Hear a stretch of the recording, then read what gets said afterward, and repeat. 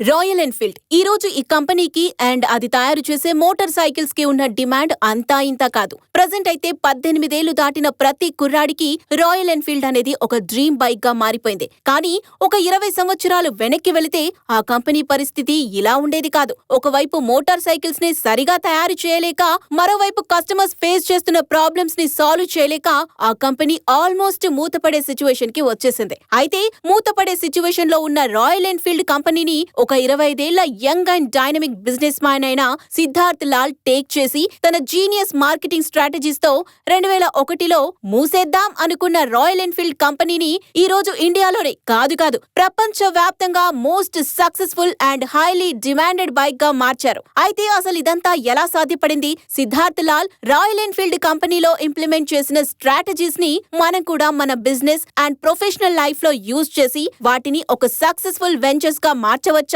లేదా అనేది ఈ వీడియోలో పూర్తిగా తెలుసుకుందాం. మనలో చాలా మంది రాయల్ ఎన్ఫీల్డ్ అనేది ఒక ఇండియన్ కంపెనీ అనుకుంటారు, కానీ అది నిజం కాదు. 1893లో జాబ్ వాకర్స్విత్ అండ్ ఆల్బర్ట్ ఐడి అనే ఇద్దరు వ్యక్తులు ఇంగ్లాండ్ లో ఎన్ఫీల్డ్ మ్యానుఫ్యాక్చరింగ్ అనే పేరుతో ఒక బైసైకిల్ తయారు చేసే కంపెనీని స్థాపించారు. కేవలం బైసైకిల్ బిజినెస్ తోనే ఆగిపోకూడదు అనుకున్న ఎన్ఫీల్డ్ మ్యానుఫ్యాక్చరింగ్ కంపెనీ 1901లో ఫస్ట్ టైం 239 cc ఇంజన్ తో ఒక మోటార్ సైకిల్ తయారు చేసింది. ఎన్ఫీల్డ్ కంపెనీ తయారు చేసిన మోటార్ సైకిల్స్ ఇంగ్లాండ్ లో బాగా ఫేమస్ అవ్వటంతో వరల్డ్ వార్ 2లో సోల్జర్స్ అంతా ఇవే మోటార్ సైకిల్స్ ని యూజ్ చేసేవారు. సో యుద్ధం ముగిసిన తర్వాత ఎన్ఫీల్డ్ తయారు చేసిన మోటార్ సైకిల్స్ కి ప్రపంచ వ్యాప్తంగా విపరీతమైన డిమాండ్ పెరిగింది. సో ఇదే టైంలో ఈ కంపెనీ వాళ్ళ రెవల్యూషనరీ మోటార్ సైకిల్ లాంచ్ చేసింది. అదే రాయల్ ఎన్ఫీల్డ్ బుల్లెట్. ఈ మోటార్ సైకిల్ ని ఫస్ట్ టైం 1932 లండన్ ఒలింపిక్స్ లో డిస్ప్లే చేశారు. స్లోగా రాయల్ ఎన్ఫీల్డ్ బైక్స్ కి వస్తున్న డిమాండ్ చూసి ఇండియాకి చెందిన కేఆర్ సుందరం అయ్యర్ అనే ఒక తమిళ బిజినెస్ మ్యాన్ 1949లో మద్రాస్ మోటార్స్ అనే కంపెనీ స్థాపించి ఇంగ్లాండ్ నుండి రాయల్ ఎన్ఫీల్డ్ మోటార్ సైకిల్స్ ని ఇంపోర్ట్ చేసి ఇండియాలో వాటిని అమ్ముతూ బిజినెస్ చేసేవారు. స్లోగా ఈ మోటార్ సైకిల్స్ కి ఇండియాలో కూడా డిమాండ్ పెరిగింది. ఎందుకంటే వీటి strong build quality and road presence చూసిన ఇండియన్ ఆర్మీ కూడా 1952లో 350 cc ఉన్న 500 బుల్లెట్స్ ని సోల్జర్స్ కోసం ఆర్డర్ చేసింది. సో ఇండియాలో కూడా వాళ్ళ బిజినెస్ ఎక్స్పాండ్ అవ్వడం గమనించిన రాయల్ ఎన్ఫీల్డ్ కంపెనీ 1955లో మద్రాస్ మోటార్ కంపెనీతో ఒక జాయింట్ వెంచర్ అగ్రిమెంట్ చేసుకుని చెన్నైకి దగ్గరలో ఉన్న తిరువత్తూర్ అనే ప్లేస్ లో వాళ్ళ మోటార్ సైకిల్ మ్యానుఫ్యాక్చరింగ్ ఫ్యాక్టరీని స్టార్ట్ చేసింది. దీని వెనుకున్న లాజిక్ ఏంటంటే ఈ మోటార్ సైకిల్స్ ని వేరే దేశాల నుంచి ఇంపోర్ట్ చేసి అమ్మటం కంటే ఇండియాలోనే తయారు చేసి అమ్మితే వాటి ధర తగ్గుతుంది. At the same time Indian motor cycle market లో కూడా మంచి పొజిషన్ ని సొంతం చేసుకోవచ్చు. ఇదే ఆలోచనతో రాయల్ ఎన్ఫీల్డ్ కంపెనీ ఇండియాలో వాళ్ళ ఫ్యాక్టరీని మొదలుపెట్టింది. బట్ రియాలిటీలో మాత్రం వాళ్ళు అనుకున్నది జరగలేదు. ఎందుకంటే 1960 టైంకి జపాన్ కి చెందిన హోండా, సుజుకి లాంటి కంపెనీస్ మోటార్ సైకిల్స్ తయారు చేసి ప్రపంచ వ్యాప్తంగా వాళ్ళ బిజినెస్ ని ఎక్స్పాండ్ చేశాయి. అప్పటి వరకు చాలా మంచి బిజినెస్ చేసిన రాయల్ ఎన్ఫీల్డ్ కంపెనీ స్లోగా వాళ్ళ బిజినెస్ లో డౌన్ ఫాల్ చూసింది. అండ్ ఇదే టైంలో ఈ కంపెనీ చైర్మన్ అయిన ఫ్రాంక్ వాకర్ స్మిత్ చనిపోవటం కారణంగా ఇంగ్లాండ్ లో ఉన్న రాయల్ ఎన్ఫీల్డ్ ఫ్యాక్టరీస్ అన్ని మూతపడ్డాయి. సో ఫైనల్లీ 1978 వచ్చేటప్పటికి ఇండియాలో ఉన్న ఫ్యాక్టరీ నుండే రాయల్ ఎన్ఫీల్డ్ మోటార్ సైకిల్స్ ని విదేశాలకు ఎక్స్పోర్ట్ చేసేవారు. 1994లో కమర్షియల్ వెహికల్స్ అండ్ ట్రక్స్ తయారీలో మంచి పేరు పొందిన Eicher Motors company Royal Enfield కంపెనీని కొనేసింది.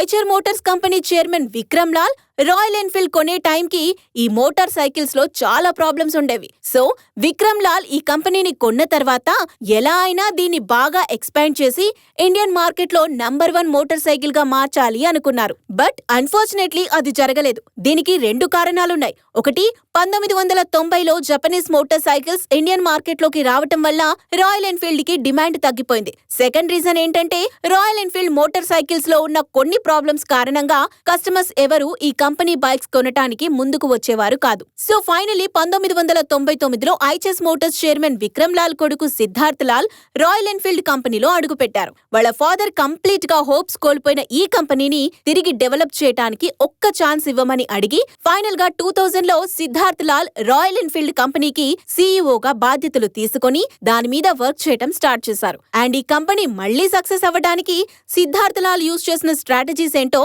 ఇప్పుడు చూద్దాం. Strategy number 1, 1 focusing on core business. 1994లో Eichers motor company Royal Enfield కొనే టైంకి సిద్ధార్థ్ లాల్ కి చాలా వ్యాపారాలు ఉండేవి. Like tractors, lorries, motor cycle spare parts, footwear and garments లాంటివి. ఆల్మోస్ట్ 15 బిజినెస్లు ఉండేవి. కానీ ఇక్కడ ప్రాబ్లం ఏంటంటే వీటిలో ఏ బిజినెస్ కూడా వాటి సెక్టర్స్ లో లీడ్ లో ఉండేవి కాదు. సో సిద్ధార్థ డిసైడ్ అయింది ఏంటంటే ఒకేసారి ఇన్ని బిజినెస్లు చేసే కంటే ప్రెజెంట్ ఉన్న 15 వ్యాపారాల్లో బాగా రన్ అవుతున్న 2 బిజినెస్ల మీద ఫోకస్ చేసి మిగిలిన 13 వ్యాపారాల్లో వచ్చిన డబ్బంతా తీసుకొని ఈ 2 వ్యాపారాల మీద పెట్టుబడి పెట్టి వాటిని డెవలప్ చేయాలని ఫిక్స్ అయ్యాడు. అండ్ అలా నిలబెట్టిన 2 వ్యాపారాలే Royal Enfield motor cycles and Eicher motor trucks. Siddhartha తన దగ్గరున్న మొత్తం వర్క్ ఫోర్స్ ని ఈ 2 బిజినెస్ లో డెవలప్ చేయడానికి యూస్ చేశారు. అండ్ సర్ప్రైజింగ్లీ ఈ ప్లాన్ వర్కౌట్ అయింది. ప్రెజెంట్ ఐచర్ మోటార్ కంపెనీ 15,000 కోట్ల రూపాయల బిజినెస్ చేస్తుంటే అందులో 80% బిజినెస్ రాయల్ ఎన్ఫీల్డ్ బైక్ ద్వారానే జరుగుతోంది. సో ప్లాన్ అయితే వర్కౌట్ అయింది. కానీ దీన్ని ఎలా ఎగ్జిక్యూట్ చేశారు అంటే ఒకప్పుడు జనాలు అంత ఎక్కువగా కొనటానికి కారణాలేంటి అండ్ ప్రెజెంట్ వాళ్ళు కొనకపోవటానికి కారణాలేంటో సూపర్ గా రీసెర్చ్ చేసి చాలా క్లియర్ గా కంపెనీ బైక్స్ లో ఉన్న స్ట్రెంగ్త్ అండ్ వీక్నెస్ ని సిద్ధార్థ్ లాల్ ఐడెంటిఫై చేశారు. అంటే 1990 టైంకి జనాలు రాయల్ ఎన్ఫీల్డ్ లో ఎక్కువగా ఇష్టపడిందేంటో తెలుసా? దీని looks, design and sound. At the same time customers అంతా ఈ బండి ఇంజన్ అండ్ దాని పర్ఫార్మెన్స్ తో చాలా ప్రాబ్లమ్స్ ని ఫేస్ చేశారు. Like engine troubles, gear box, oil leakage, clutch cables, ఇంకా చాలా ఉన్నాయి. సో ఇక్కడ సిద్ధార్థ్కి అర్థమైంది ఏంటంటే ఈ బండిలో ఉన్న క్లాసిక్ లుక్స్ అండ్ డిజైన్ ని చేంజ్ చేయకుండా ఇంజన్ పర్ఫార్మెన్స్ ని పెంచి ప్రెజెంట్ మార్కెట్ లో ఉన్న కొన్ని ఫ్యూచర్స్ ని యాడ్ చేస్తే ఈ బైక్స్ ఖచ్చితంగా సక్సెస్ అవుతాయి. సో ఇక్కడ మీరు ఒక విషయాన్ని అబ్జర్వ్ చేస్తే సిద్ధార్థ్ లాల్ ఈ బైక్ లో ఉన్న ప్రాబ్లమ్ ని ఐడెంటిఫై చేశారు అంటే 50% సొల్యూషన్ దొరికినట్టే. మిగిలిన 50% ఇంజన్ లోనే ఉంది. సో రాయల్ ఎన్ఫీల్డ్ బైక్ కి ఒక మంచి పర్ఫార్మెన్స్ ఇచ్చే ఇంజన్ ని డెవలప్ చేయడం కోసం టీవీఎస్ అండ్ బజాజ్ కంపెనీస్ లో పనిచేసిన ఆర్ఎల్ రవీంద్రన్ ని రాయల్ ఎన్ఫీల్డ్ కంపెనీకి సీఈఓగా అపాయింట్ చేశారు. 2 వీలర్ ఇండస్ట్రీలో ఆయనకున్న ఎక్స్పీరియన్స్ ని యూజ్ చేసి ఫైనల్ గా సిద్ధార్థ్ రాయల్ ఎన్ఫీల్డ్ ఇంజన్ లో ఉన్న ప్రాబ్లమ్స్ ని సాల్వ్ చేశారు. 2018లో రాయల్ ఎన్ఫీల్డ్ కంపెనీ కొత్తగా తయారు చేసిన యూనిట్ కన్స్ట్రక్షన్ యూజ్ చేసి థండర్ బర్డ్ ప్రిన్సీ పార్క్ మోటార్ సైకిల్ లాంచ్ చేసింది. అప్పట్లో ఇది చాలా పెద్ద సక్సెస్ అయింది. ఇండియా వ్యాప్తంగా ఈ బైక్స్ చాలా ఎక్కువగా కొనేశారు. కేవలం ఇండియాలో మాత్రమే కాదు, ఈవెన్ యూరోపియన్ కంట్రీస్ కి కూడా ఎక్స్పోర్ట్ అయిన first 500cc Indian motor cycle ఇదే. చాలా రోజుల తర్వాత మంచి సక్సెస్ చూసిన రాయల్ ఎన్ఫీల్డ్ కంపెనీ 2009లో స్టార్ ఐటెం లాంచ్ చేసింది. అదే రాయల్ ఎన్ఫీల్డ్ రెడ్ రోస్టైల్ క్లాసిక్. ఈ మోటార్ సైకిల్ సక్సెస్ కోసం కానీ దీనికి జనాల్లో ఉన్న కల్ట్ ఫ్యాన్ బేస్ కోసం కానీ నేను సెపరేట్ గా చెప్పాల్సిన అవసరం లేదు. ఇది రాయల్ ఎన్ఫీల్డ్ కంపెనీని ఏ స్థాయికి తీసుకువెళ్ళింది అంటే అప్పటి వరకు సంవత్సరానికి కేవలం 25,000 మోటార్ సైకిళ్లు అమ్మే రాయల్ ఎన్ఫీల్డ్ కంపెనీ ఈ క్లాసిక్ మోడల్ ని లాంచ్ చేసిన తర్వాత ఒక్క సంవత్సరంలోనే 50,000 బైక్స్ ని అమ్మింది. అండ్ జస్ట్ 4 years లోనే ఈ కంపెనీ సేల్స్ 50,000 నుండి 6 లక్షలు దాటేశాయంటే ఒక్కసారి ఆలోచించండి. రాయల్ ఎన్ఫీల్డ్ క్లాసిక్ మోడల్ కి జనాల్లో ఎంత క్రేజ్ ఉందో.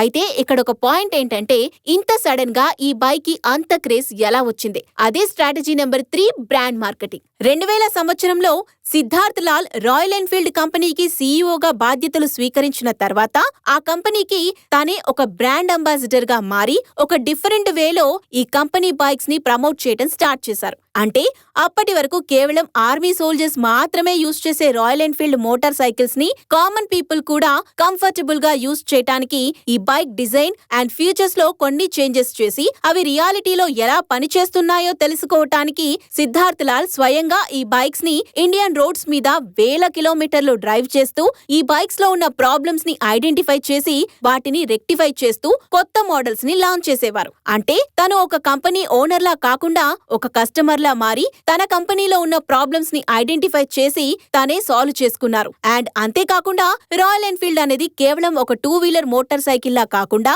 ఇది ఒక emotion, attitude and status symbol గా పోర్ట్రేట్ చేయటంలో సిద్ధార్థ్ లాల్ చాలా సక్సెస్ అయ్యారు. అంతేకాక ప్రతి సంవత్సరం ఇండియా వ్యాప్తంగా రాయల్ ఎన్ఫీల్డ్ బైక్స్ కొన్న కస్టమర్స్ తో రైడ్స్ ప్లాన్ చేయటం, ఈవెంట్స్ కండక్ట్ చేయటం అండ్ పర్టికులర్ గా సిద్ధార్థ్ లాల్ వాటిలో పార్టిసిపేట్ చేయటం వల్ల ఈ మోటార్ సైకిల్ కి యూత్ లో విపరీతంగా క్రేజ్ పెరిగిపోయింది. సో ఫైనలీ 1999లో ఆల్మోస్ట్ మూతపడే సిచ్యువేషన్ లో ఉన్న రాయల్ ఎన్ఫీల్డ్ కంపెనీని సిద్ధార్థ్ లాల్ తన leadership qualities and business strategies తో స్లో అండ్ స్టడీగా డెవలప్ చేస్తూ ఒక పాయింట్ ఆఫ్ టైమ్ లో ప్రపంచ వ్యాప్తంగా హార్లీ డేవిడ్సన్ కంపెనీ కంటే ఎక్కువ బైక్స్ ని అమ్మగలిగారు. Really it's an inspiration. మరి ఈ ఇన్స్పిరేషన్ సక్సెస్ స్టోరీపై మీ అభిప్రాయాన్ని కామెంట్ రూపంలో తెలియజేయండి.